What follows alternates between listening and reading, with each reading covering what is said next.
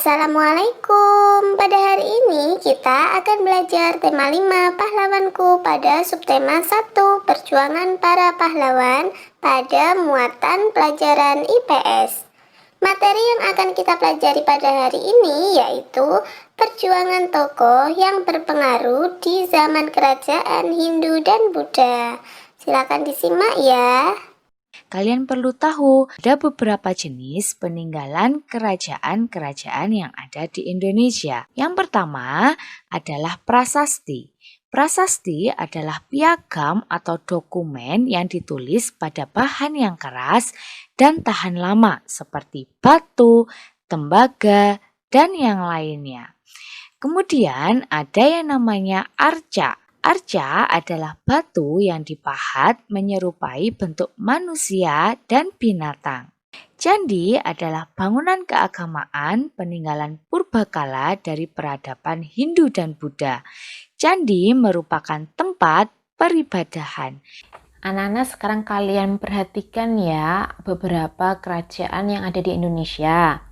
Nah, sekarang di Jawa Timur itu ada kerajaan Kauripan ya, dipimpin oleh Raja Airlangga. Kejayaannya diceritakan dalam kitab Arjuna Wiwaha ya, karangan Empu Kanwah. Bisa kalian lihat pada halaman 6 ya, lebih lanjutnya. Ini adalah kerajaan Hindu Buddha.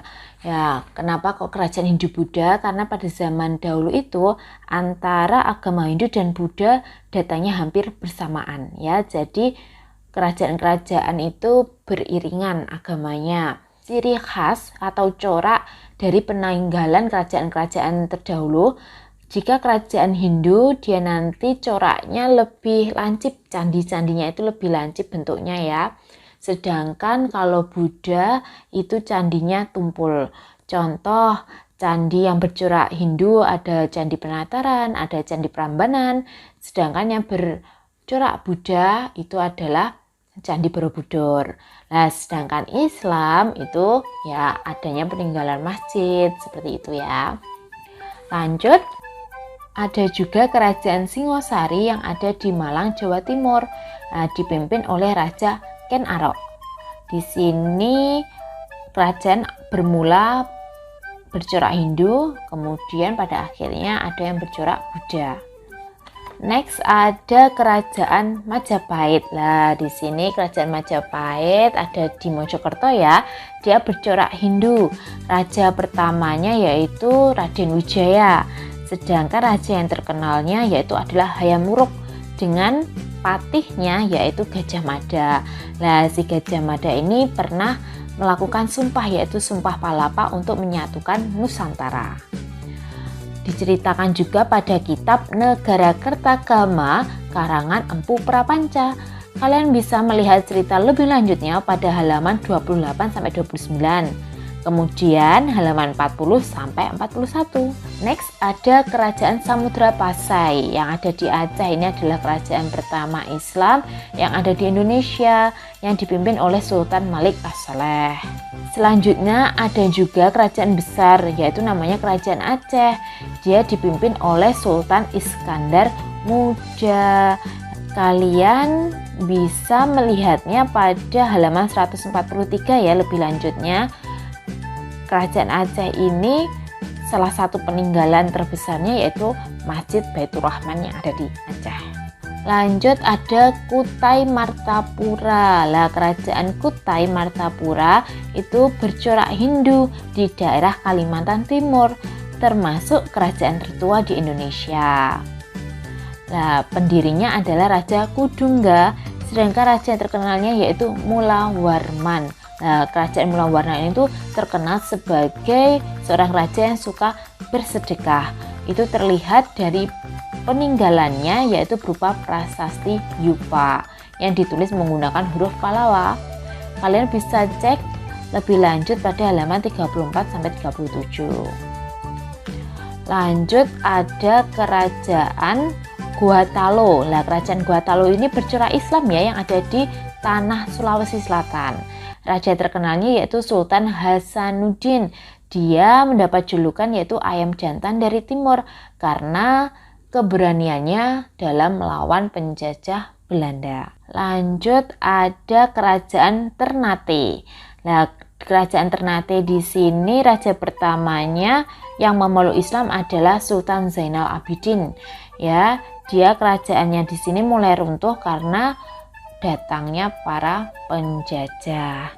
Kerajaan-kerajaan Hindu yang ada di Indonesia yang pertama adalah Kerajaan Kutai, Tarumanegara, Mataram, Medang Kamulan, Kediri, dan Singosari. Kerajaan Kutai terletak di hulu Sungai Mahakam yang ada di Kalimantan Timur. Bukti adanya kerajaan Kutai ditunjukkan dengan penemuan 7 prasasti berbentuk yupa. Prasasti itu bertuliskan huruf Palawa dari bahasa Sanskerta dan ada angka tahun 400. Ada 3 raja yang pernah memerintah kerajaan Kutai.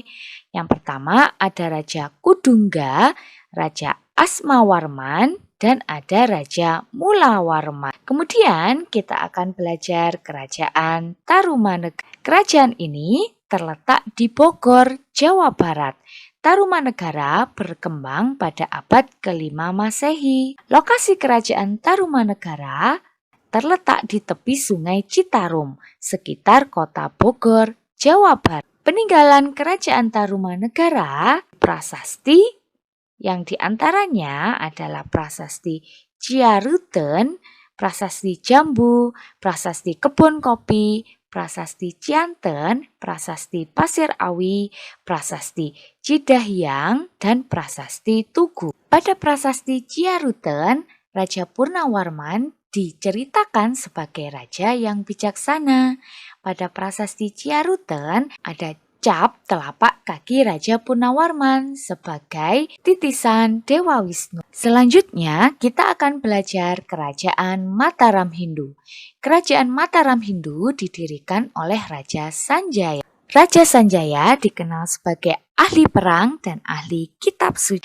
Kekuasaannya meliputi Jawa Tengah bagian utara dan selama memerintah telah berhasil menguasai Jawa Timur, Jawa Barat, dan Bali. Kerajaan Mataram Hindu dibuktikan melalui prasasti Cangga. Pada prasasti ini menggunakan huruf Palawa dan bahasa Sanskerta. Pada prasasti ini menyebutkan bahwa setelah Raja Sanjaya ada 8 raja lagi yang menguasai Mataram Hindu. Kerajaan Mataram Hindu juga meninggalkan peninggalan sejarah berupa candi yang terdapat pada kompleks Candi Prambanan. Selanjutnya kita akan belajar Kerajaan Medang Kamulan. Kerajaan Medang Kamulan merupakan sebuah kerajaan yang ada di tanah Jawa. Kerajaan Medang biasanya juga sering disebut dengan kerajaan kelanjutan dari Kerajaan Mataram, dikarenakan Medang Kamulan adalah ibu kota dari Kerajaan Mataram. Pada masa pemerintahan Medang Kamulan sudah terjadi sebuah perpindahan kekuasaan politik, yakni dari tanah Jawa Tengah ke daerah Jawa Timur. Hal ini dikarenakan hancurnya Mataram akibat dari letusan Gunung Merapi. Ibu kota Medang Kamulan adalah Kahuripan. Kerajaan Medang Kamulan dibagi 2 oleh Empu Barata, yaitu Kerajaan Jenggala dan Kerajaan Panjalu. Jenggala beribu kota di Kahuripan. Wilayah Panjalu kini dikenal sebagai Kediri. Kedua kerajaan dibatasi oleh Sungai Brant. Kerajaan Kediri adalah pecahan dari Kerajaan Medang Kamulan. Raja Kediri yang terkenal adalah Jayabaya. Ia dikenal karena ramalannya yang bernama Jangka Jayabaya.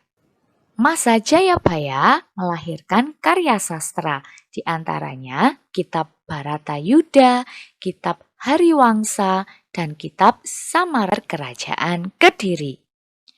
Sejarah berdirinya Kerajaan Kediri diawali dengan perintah Raja Erlangga yang membagi kerajaan menjadi 2 bagian, yakni Jenggala atau Kahuripan dan Panjalu atau Kediri yang dibatasi dengan Gunung Kawi dan Sungai Brantas. Tujuannya supaya tidak ada lagi pertikaian. Kerajaan Janggala atau Kahuripan terdiri atas Malang dan delta Sungai Brantas dengan pelabuhan Surabaya, Rembang, dan Pasuruan. Ibu kotanya adalah Kahuripan, sedangkan Kerajaan Panjalu atau Kerajaan Kediri meliputi Kediri, Madiun. Kerajaan Singasari didirikan oleh Ken Arok dengan gelar Sri Ranggah Rajasa Amurwabhumi. Raja terakhir dan terbesarnya adalah Raja Kertanegara. Pada tahun 1275, Kertanegara meluaskan wilayahnya ke Sumatera Tengah. Kertanegara mengirimkan ekspedisi Pamalayu ke Sumatera Tengah. Peninggalan kerajaan Singasari terdiri dari Arca Dwarapala. Kemudian ada Candi Singasari sebagai makam Raja Kertanegara. Ada juga Candi Jago merupakan makam dari Ranggawuni. Candi Kidal merupakan makam dari Anusapati. Ada juga peninggalan berupa Arca Jokodolo yaitu perwujudan Kertanegara yang berada di Taman Simpang, Surabaya. Selain itu, Arca Pratna Paramita yaitu pemujaan terhadap Kendedes juga merupakan peninggalan kerajaan Singasari. Selanjutnya kita akan belajar kerajaan Majapahit melalui tayangan berikut ini. Di Jawa Timur Indonesia, berdiri sekitar tahun 1293 hingga 1500 Masehi. Nah, Majapahit dikenal sebagai kerajaan maritim terbesar di Nusantara. Letak dan lokasi kerajaan Majapahit bermula dari desa kecil di kawasan hutan tarik. Sekarang adalah desa Trowulan, Jawa Timur. Pendirinya adalah Raden Wijaya yang dinobatkan dengan nama Kertarajasa Jayawardana. Penobatan Raden Wijaya menurut Kidung Harsa Wijaya terjadi pada tanggal 15 bulan Kartika tahun 1215 Saka atau bertepatan dengan 10 November 1293. Majapahit berdiri setelah runtuhnya kerajaan Singasari. Nah, nama Majapahit sendiri berasal dari buah maja yang rasanya pahit yang ditemukan oleh anak buah Raden Wijaya. Sebagai perwira yang berbakti pada rajanya dan kerajaannya, Gajah Mada menumpas pemberontakan Kuti. Atas jasanya ini, Gajah Mada diangkat menjadi Patih Kahuripan. Dan 2 tahun kemudian, Gajah Mada diangkat menjadi Patih Kerajaan Kediri. Isi dari Sumpah Palapa, yakni ia baru akan menikmati palapa atau rempah-rempah yang diartikan kenikmatan duniawi jika telah berhasil menaklukkan Nusantara. Kerajaan Majapahit mencapai puncak keemasannya tahun 1350 hingga 1389 di bawah kekuasaan Hayam Wuruk dan Patih Gajah Mada. Peninggalan zaman kerajaan Majapahit yang bisa ditemukan hingga saat ini adalah Tugu. Candi ini merupakan candi peninggalan Majapahit yang pertama. Terletak di Desa Berjo, Kecamatan Ngargoyoso, Karanganyar, Jawa Tengah. Berikutnya, Candi Cetok. Ditemukan tahun 1842. Terletak di Dusun Ceto, Desa Gumeng, Kecamatan Jenawi, Karanganyar, Jawa Tengah. Candi ini diperkirakan berasal dari masa akhir keruntuhan kerajaan Majapahit sekitar abad ke-15 Masehi. Candi Pari diperkirakan dibangun pada masa pemerintahan Prabu Hayam Wuruk tahun 1350 hingga 1389 Masehi. Terletak di Kecamatan Porong, Sidoarjo, Jawa Timur. Candi Jabung. Candi ini terletak di Desa Jabung, Kecamatan Paiton, Probolinggo, Jawa Timur. Dan yang berikutnya adalah Gapura Huruingin Lawang. Terletak di Desa Jadipasar, Kecamatan Trowulan, Mojokerto, Jawa Timur. Gapura Bajang Ratu terletak di Desa Temon, Kecamatan Trowulan, Mojokerto, Jawa Timur. Menurut Nagara Kertagama, Gapura ini berfungsi sebagai pintu masuk ke dalam bangunan suci yang memperingati wafatnya Raja Jayanegara. Candi lainnya adalah Candi Tikus, terletak di Trowulan, Dukuh Jambu Mete, Desa Bejijong, Kecamatan Trowulan, Mojokerto, Jawa Timur. Dan yang berikutnya adalah Candi Surawana, terletak di Desa Canggu, Kecamatan Pare, Kediri, Jawa Timur. Candi ini dibangun untuk memuliakan Brewengker, raja dari kerajaan Wengker, kerajaan di bawah kekuasaan Majapahit. Nah, Majapahit dan Sumpah Palapa adalah satu dari 1001 sejarah besar di Indonesia. Pada masa Majapahit, sastra berkembang pesat. Banyak lahir kitab terkenal di masa ini. Salah satunya Kitab Nagara Kertagama karya Pu Prapanca. Berisi tentang perjalanan Hayam Wuruk berkeliling ke daerah kekuasaannya di Majapahit. Dalam kitab ini pula terdapat istilah Pancasila. Kitab lainnya adalah Kitab Sutasoma karya Empu Tantular. Dalam kitab ini terdapat istilah Bhinneka Tunggal Ika. Selain menulis Sutasoma, Empu Tantular juga menulis kitab Arjuna Wiwaha. Sepeninggal Hayam Wuruk dan Gajah Mada, tidak ada lagi tokoh pemersatu yang kuat. Terjadi perang parekrek, perang saudara perebut kekuasaan. Akibatnya, banyak daerah kekuasaan yang memerdekakan diri. Nah, anak-anak, kita akan lanjutkan belajar tentang kerajaan Buddha yang ada di Indonesia. Kerajaan Buddha yang akan kita pelajari adalah Kerajaan Kalingga, Kerajaan Sriwijaya, dan Kerajaan Mataram Buddha. Kerajaan Kalingga. Kerajaan Kalingga merupakan salah satu kerajaan bercorak Hindu-Buddha yang ada di Jawa. Kemunculannya pada abad ke-6 Masehi dan berakhir pada abad ke-7 Masehi. Kerajaan Kalingga terletak di pantai utara Jawa Tengah. Kerajaan ini mencapai zaman keemasannya saat diperintah Ratu Sima yang mulai bertahta sekitar tahun 674 Masehi. Kerajaan Kalingga runtuh setelah Ratu Sima membagi kerajaan Kalingga menjadi dua untuk anak-anak. Peninggalan kerajaan Kalingga terdiri dari Prasasti Sojomerto, Prasasti Tukmas, Prasasti Upit, Candi Bubra, Candi Angin, Puncak Sangaliku. Selanjutnya kita akan belajar Kerajaan Sriwijaya. Menurut berita Cina, Kerajaan Sriwijaya berdiri pada abad ke-7 Masehi di hulu Sungai Kampar, Sumatera Selatan. Letak Kerajaan Sriwijaya berada di persimpangan jalur perdagangan internasional. Para pedagang Cina yang berlayar menuju India akan singgah terlebih dahulu di Sriwijaya, begitu pula sebaliknya. Kerajaan Sriwijaya merupakan kerajaan maritim terbesar di Nusantara. Namun pada tahun 1377, armada laut dari Kerajaan Majapahit menyerang Kerajaan Sriwijaya dan berhasil menaklukkan Kerajaan Sriwijaya. Berdasarkan catatan Itsing, terdapat ribuan pendeta Buddha di Sriwijaya. Pendeta yang terkenal Dharma Kitri. Bangunan terkenalnya adalah Candi Muara Tikus dan Biara Bahal. Kerajaan Mataram Buddha. Kerajaan Mataram Buddha dipimpin oleh dinasti Shailendra. Raja yang terkenal adalah Samaratungga. Kerajaan Mataram kuno Buddha, di masa itu terjadi penyatuan antara dua dinasti karena pernikahan antara Rakai Pikatan dari dinasti Sanjaya, Mataram Hindu, dengan Pramudawardhani yang berasal dari dinasti Shailendra yang beragama Buddha. Kerajaan Islam yang ada di Indonesia. Sejak abad ke-13, Islam sudah masuk ke Indonesia. Yang pertama adalah Kerajaan Perlak. Kerajaan Perlak terletak di Aceh Timur. Kemudian ada Kerajaan Ternate. Kerajaan Ternate mulai berdiri mulai pertengahan abad ke-15. Islam diadopsi secara total oleh Kerajaan Ternate dan penerapan syariat Islam diberlakukan. Berdirinya Kerajaan Ternate berada di pusat pemerintahan kota Ternate.